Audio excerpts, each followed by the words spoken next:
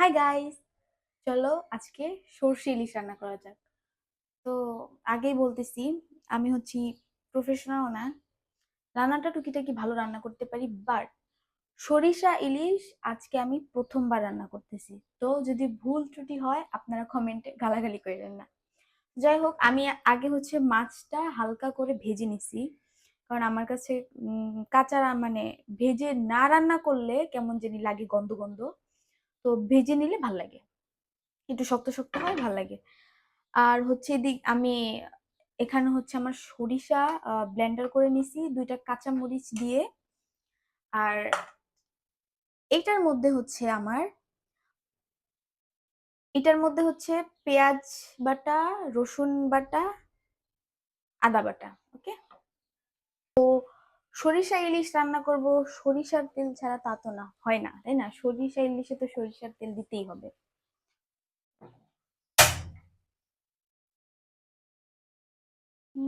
পরিমাণ মতো সরিষার তেল দিয়ে নিব।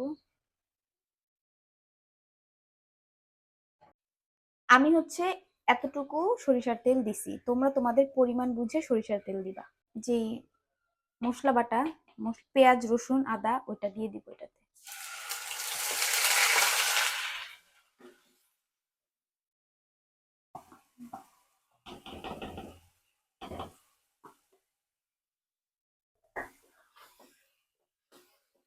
সুন্দর করে কুক করে নিব আগে।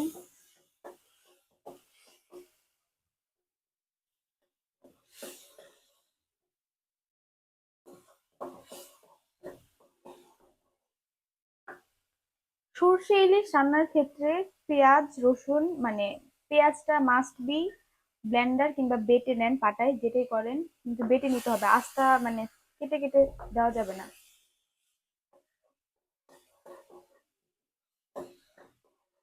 ওকে, দেন এটাকে হচ্ছে ভালো করে ভাজা ভাজা করে নিতে হবে। পরিমাণ মতো লবণ দিয়ে দিতে হবে, যে যতটুকু খায়। ওকে, লবণটা আমি একটু বেশি খাই, আমি একটু বেশি দিচ্ছি। অল্প একটু দিব, আমি অনেক বেশি ঝাল খাই কিন্তু আমার জামাই ঝাল কম খায়, দ্যাটস ওয়াই ঝাল আমার কম দিতে হয়। একটুখানি হলুদ, হলুদটা সামান্য পরিমাণে দিতে হবে। ওয়েট, আমি ক্যামেরায় দেখায় দিব। আমি আগে দেন ধনিয়ার গুঁড়া যেটাকে বলে, এটাও অল্প একটু। সি, আমি হচ্ছে এতটুকু এতটুকু করে অল্প অল্প করে দিয়ে দিচ্ছি। দেন হালকা নাড়াচাড়া করে এটার মধ্যে যে সরিষা বাটাটা দিয়ে দিতে হবে।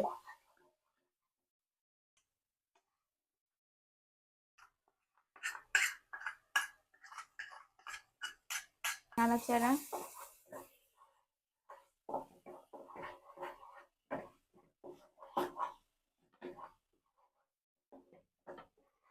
সরিষা বাটা আমি ছোটবেলায়, আমি যখন ক্লাস 3-তে পড়ি, তখন একবার আমি আমার আম্মুর হাতে খাইছিলাম, প্রায় অনেক বছর আগের কথা। আর আজকে রান্না করতেছি, খুব যে আহামরি মজা লাগে সরিষা ইলিশ আমার কাছে তা না, বাট আমার জামাইয়ের জন্য আর কি একটু স্পেশালি রান্না করতেছি। দেন হচ্ছে আমার এই যে ব্লেন্ডারের পানি, পুরাটা দিয়ে দিব একদম। আমার কাছে আরেকটু মরিচ দিলে মনে হয় ভালো হবে, কারণ কম মরিচ আমি খাইতে পারি না। ডান। ঢাকনা দিয়ে দিব, মাছটা দিয়ে দেন হচ্ছে ঢাকনা দিয়ে দিব।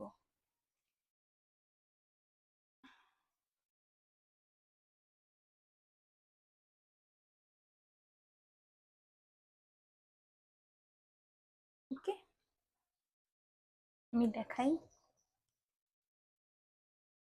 এই যে আমি মাছটা দিয়ে দেন হচ্ছে গিয়ে হালকা এটার মধ্যে একটুখানি আর একটু পানি অ্যাড করব, অ্যাড করে ঢাকনা দিয়ে দিব। এটা এক্সট্রা করে আমি আর ওই যে সরিষাটা কষাবো না, কারণ বেশি কষালে হয়তো ফ্লেভারটা চলে যেতে পারে। যাই হোক, আমি হালকা একটু পানি দিয়ে ঢাকনা দিয়ে ঢেকে নিব। পরিমাণে একটুখানি পানি দিব, ঢাকনাটা দিয়ে দিব,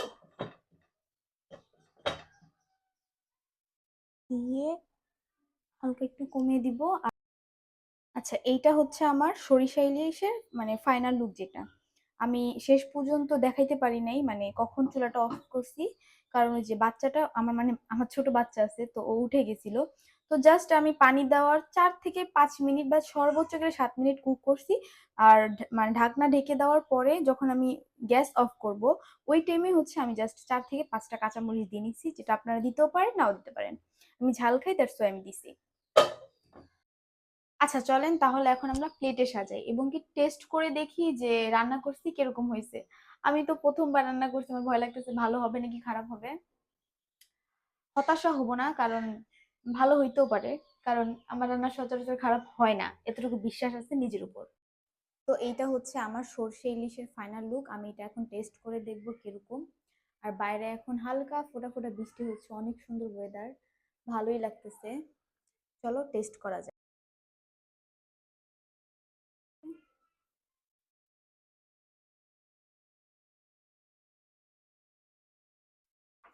হুম, মজা হয়েছে অনেক। যদি এটার টেস্টের ব্যাপারে বলি, ১০-এর মধ্যে ৮ অনায়াসে দেওয়া যায়। যথেষ্ট মজা হয়েছে, কারণ আমি হচ্ছে একজন প্রফেশনাল মানে রেসিপি ভিডিও যারা বানায়, ওখানের একজনের ভাইরাল রেসিপি দেখে এটা আমি বানাইছি। অ্যাকচুয়ালি আমি যে রেসিপিটা পারি না, তো আমি ইউটিউবে যাই, সব থেকে ভিউ যেটা আমি সেটা দেখি। সবাই অবশ্যই অবশ্যই বাসায় ট্রাই করে দেখবা। আমার আজকে ভিডিও এই পর্যন্ত, আমি শেষ করতেছি কারণ আমার বাচ্চা চিল্লাইতেছে। বাই।